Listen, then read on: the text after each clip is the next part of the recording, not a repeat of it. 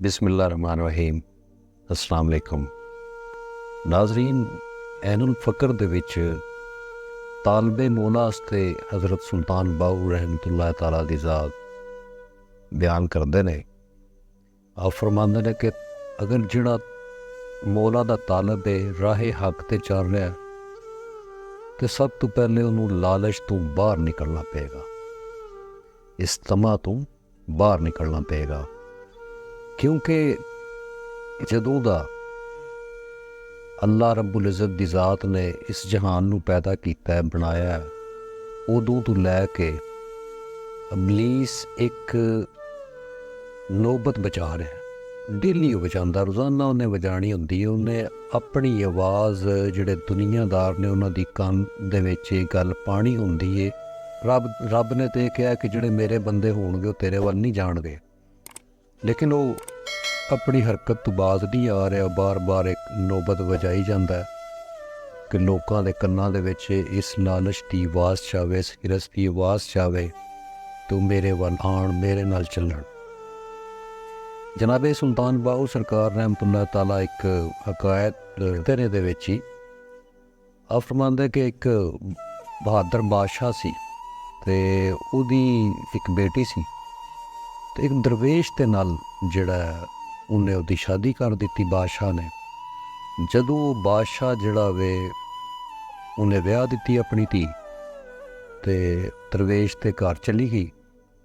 जदों घर पहुंची है तो उन्हें एक जौ की रोटी पेश की। उन्हें पूछा माजरा कि भी तू घर दे विच जौ की रोटी रखी है, की चक्कर की है, कल की है?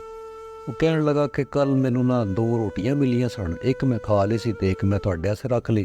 ये बाजरा सुन के देख के ते वो बादशाह की बेटी रोन लग पई।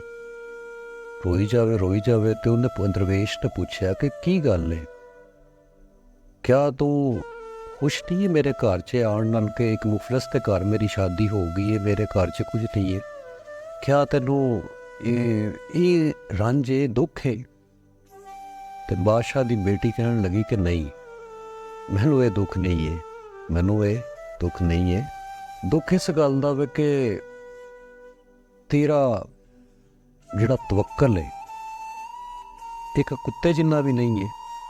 रब की ज़ात उत्ते तेरा तवक्कल एक कुत्ते जिन्ना भी नहीं है।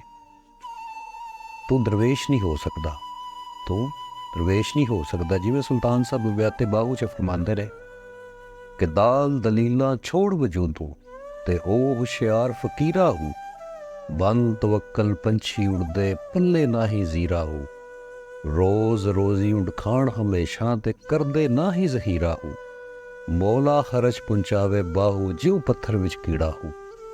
तो गल है कि हज़रत सुल्तान बाहू सरकार फरमांदे ने कि कोई दलील नहीं आनी चाहिए। अगर तुसीं चलना तो इहदा सबब छोड़ दिओ।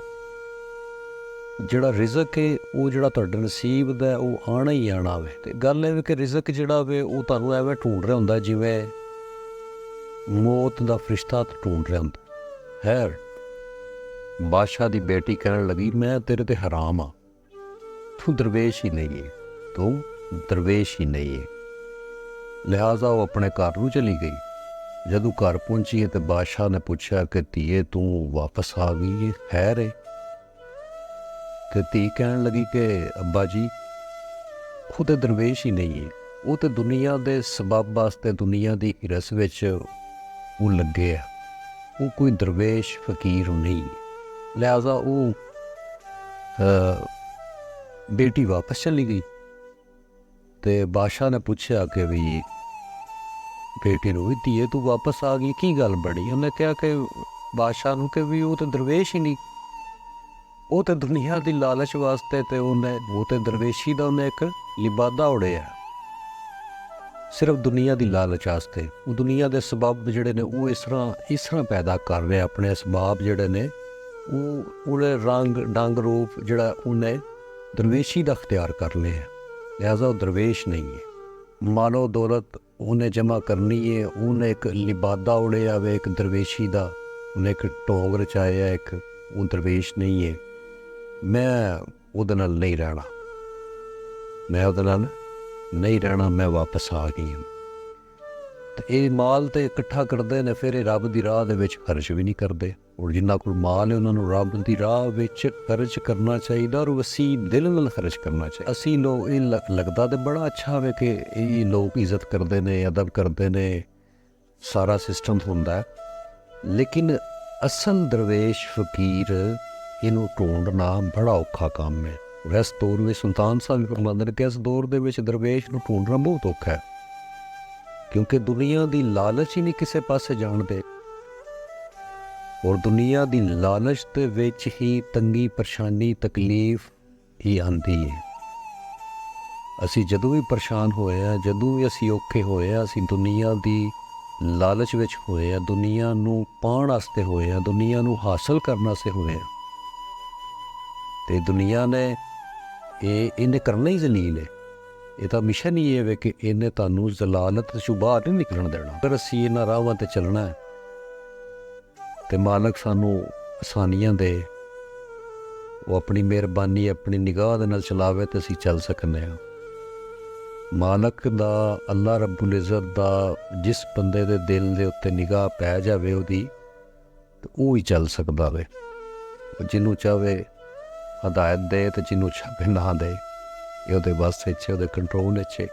ਤੇ ਸਾਡੀ ਅੱਲਾ ਰੱਬੁਲ ਇੱਜ਼ਤ ਅੱਗੇ ਗੁਜ਼ਾਰਿਸ਼ ਹੈ ਕਿ ਉਹ ਸਾਨੂੰ ਹਦਾਇਤ ਦਾ ਰਸਤਾ ਦਿਖਾਵੇ, ਔਰ ਹਦਾਇਤ ਵਾਲੇ ਰਾਹ 'ਤੇ ਅਸੀਂ ਚੱਲੀਏ, ਔਰ ਉਹ ਲੋਕ ਜਿਹੜੇ ਇਹਨਾਂ ਰਾਹਾਂ 'ਤੇ ਚੱਲ ਰਹੇ ਨੇ ਉਹ ਸਾਡਾ ਵਸੀਲਾ ਬਣਨ, ਸਾਨੂੰ ਅੱਛਾ ਵਸੀਲਾ ਮਿਲੇ। ਕਿਉਂਕਿ ਰੱਬ ਕਹਿੰਦਾ ਮੇਰੇ ਵੱਲ ਆਉਣਾ ਤੇ ਤੁਸੀਂ ਵਸੀਲਾ ਢੂੰਡੋ, ਮੇਰੇ ਵੱਲ ਆਉਣਾ ਤੇ ਤੁਸੀਂ ਵਸੀਲਾ ਤਲਾਸ਼ ਕਰੋ। ਅਗਰ ਤੁਸੀਂ ਇਸ ਰਸਤੇ 'ਤੇ ਚੱਲਣਾ ਹੈ ਤਾਂ ਇੱਕ ਅੱਛਾ ਰਫੀਕ ਹੋਣਾ ਚਾਹੀਦਾ ਜਿਹੜਾ ਤੁਹਾਡੀ ਰਹਿਨੁਮਾਈ ਕਰੇ। ਬੜੀ ਮਿਹਰਬਾਨੀ, ਬਹੁਤ ਸ਼ੁਕਰੀਆ। ਖੁਸ਼ ਰਹੋ, ਸਲਾਮਤ ਰਹੋ, ਜੀਂਦੇ ਵਸਦੇ ਰਹੋ। अस्सलाम वालेकुम।